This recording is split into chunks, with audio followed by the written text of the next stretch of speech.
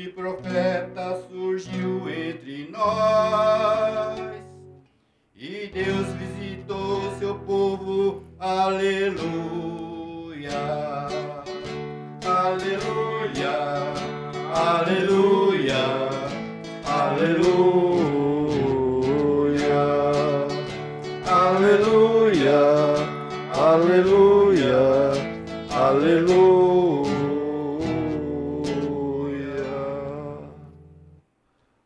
O Senhor esteja convosco. Ele está no meio de nós. Proclamação do Santo Evangelho de nosso Senhor Jesus Cristo, segundo São Marcos.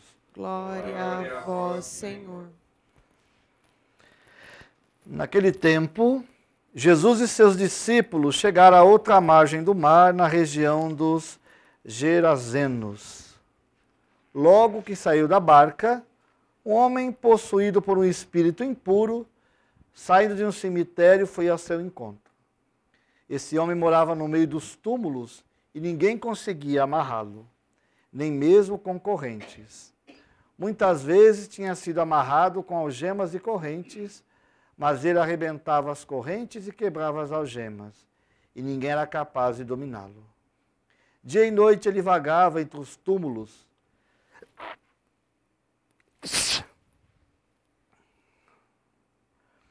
Dia e noite ele vagava entre os túmulos e pelos montes, gritando e ferindo-se com pedras.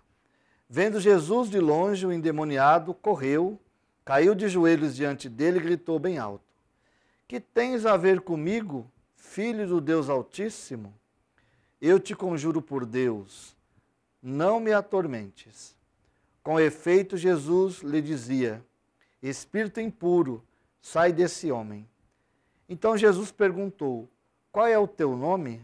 O homem respondeu: Meu nome é Legião, porque somos muitos. E pedia com insistência para que Jesus não o expulsasse da região. Havia aí perto uma grande manada de porcos pastando na montanha. O espírito impuro suplicou então: Manda-nos para os porcos, para que entremos neles. Jesus permitiu. Os espíritos impuros saíram do homem e entraram nos porcos. E toda a manada, mais ou menos 2.000 porcos, atirou-se monte abaixo para dentro do mar, onde se afogou. Os homens que guardavam os porcos saíram correndo e espalharam a notícia na cidade e nos campos. E as pessoas foram ver o que havia acontecido. Elas foram até Jesus e viram o endemoniado sentado, vestido no seu perfeito juízo. Aquele mesmo que antes estava possuído pela legião, e ficaram com medo.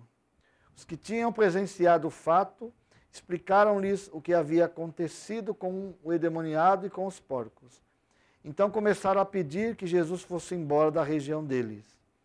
Enquanto Jesus estava de novo na barca, o homem que tinha sido endemoniado pediu-lhe que o deixasse ficar com ele. Jesus, porém, não permitiu. Entretanto, lhe disse: Vai para casa, para junto dos teus, e anuncia-lhes tudo o que o Senhor, em sua misericórdia, fez por ti. Então o homem foi embora e começou a pregar na Decápole tudo o que Jesus tinha feito por ele, e todos ficavam admirados. Palavra da salvação. Glória a vós, Senhor.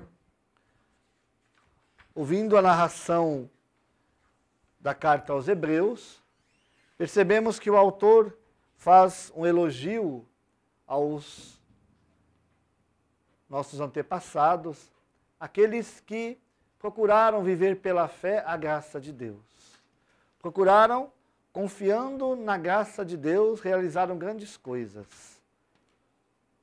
Realizaram obras não por eles mesmos, mas a graça da ação de Deus, a força do Espírito Santo que os impulsionava. Claro que em Jesus a plenitude da graça se manifestou. Nós vivamos hoje pela plenitude da graça, quando percebemos a grande força que o ressuscitado trouxe para nós. Mas esses homens e mulheres que estão narrados, que aparecem no Antigo Testamento, nós percebemos como que eles foram fortes em Deus. Testemunhos belíssimos que nós encontramos, que testemunharam o amor, a força, deram a sua vida para que o amor de Deus, a graça de Deus chegassem a tantas pessoas. Passaram por sofrimentos, privações, mas continuaram firmes. E como diz a passagem, eles ainda não tinham a plenitude.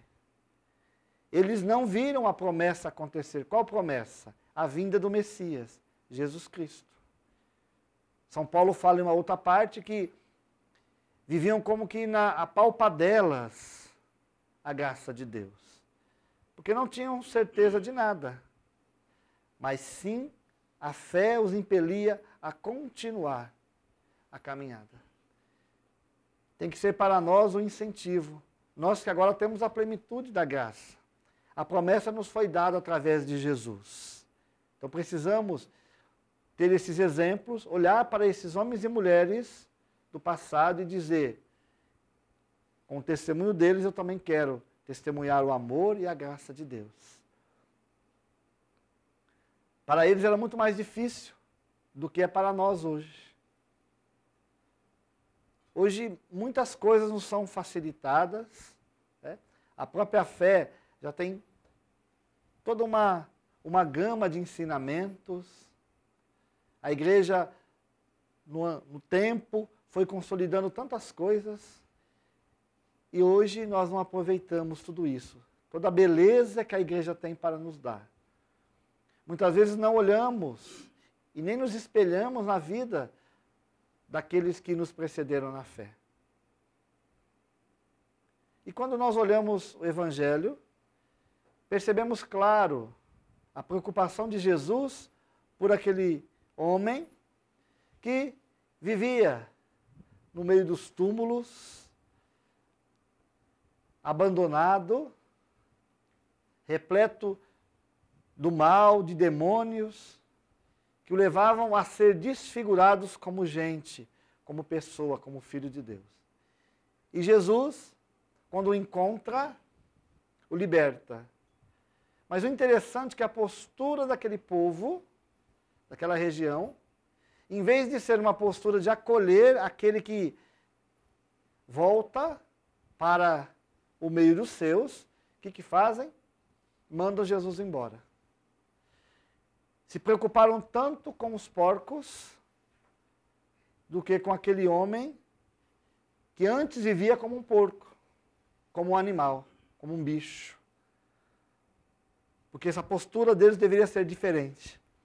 Deveriam ter ficado alegres com Jesus, dizer que bom, venha no meio de nós. Você devolveu para nós esse nosso irmão. Essa pessoa que vivia afastada de nós, desfigurado como filho de Deus. Como é difícil muitas vezes percebermos esta graça na vida das pessoas. A necessidade de acolher. Jesus, quando liberta, ele liberta para dar de volta a dignidade da pessoa humana. E hoje percebemos quantas situações na nossa vida, na nossa sociedade, no nosso meio, pessoas desfiguradas da sua condição como filho, como filha de Deus. Pessoas que vivem como este personagem do Evangelho de hoje. Desfigurado, como um bicho, como um animal, com uma legião de demônios que o atormentam. E nós precisamos confiar na graça de Deus. E muitas vezes somos nós os enviados para que, através do nosso acolhimento, do nosso amor, fazer com que essas pessoas sejam libertas. Porque é isso que precisam. Experimentarem o amor de Deus, a graça de Deus. Precisam se confrontar com esse Jesus ressuscitado. Essa promessa para também serem livres. E é missão nossa. Missão nossa apresentar Jesus a essas pessoas. E vemos isso diariamente na nossa cidade, nos nossos bairros, nas nossas comunidades, pessoas bêbadas, drogadas, se prostituindo, pessoas que cada vez mais estão decaindo, estão jogadas no mundo, de tantas situações, e que nós passamos por elas, viramos a cara, né? Olhamos para o outro lado, achamos que não é nossa responsabilidade, que nós não temos nada que fazer com isso. Quantos irmãos e irmãs estão sendo acometidos do mal da depressão? Campo Grande está batendo recorde de suicídios, principalmente de jovens. E muitas vezes nós fingimos que isso não nos atinge. Então, meu irmão, minha irmã, Deus nos chama para apresentar Jesus a essas pessoas. Não são pessoas más. Não são pessoas que estão afastadas de Deus, longe de Deus, como que fizessem algo de tão tenebroso que Deus não os quer mais perto, não. São esses que Deus quer perto deles. São essas pessoas que Deus quer tocar com o seu amor, com a sua graça. Mas depende muitas vezes de mim, de você, de cada um de nós, de apresentarmos esta graça a essas pessoas. De devolver, como Jesus fez a este homem do Evangelho, a dignidade de filho, de filha de Deus. É o grande chamado para nós. É o grande chamado. Também com Jesus, anunciar a libertação, a restauração. Talvez hoje o Senhor vai te dar a oportunidade de se apresentar, de apresentar Jesus a alguma dessas pessoas que estão feridas na sua dignidade como filho, como filha de Deus. Então não perca essa oportunidade. Não tenha medo. Tome como exemplo os personagens do Antigo Testamento. Profetas, Davi, Gedeão, as santas mulheres. Todos com a força de Deus puderam fazer algo. Não por eles mesmos, mas para o bem de uma nação, de um povo, de situações que um pouco parecidas com a nossa. Mas não tiveram medo, porque não estavam sozinhos. Meu irmão, minha irmã, sozinhos, nenhum de nós podemos fazer nada. Não somos capazes de fazer nada.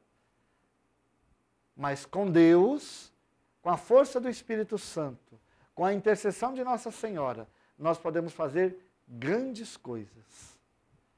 Porque é Deus que nos impele, é a força do Espírito Santo que nos impele. Não estamos sozinhos. Conosco, além do testemunho de todos esses que nos acompanham, temos também a intercessão dos santos. Temos a intercessão desses homens e mulheres.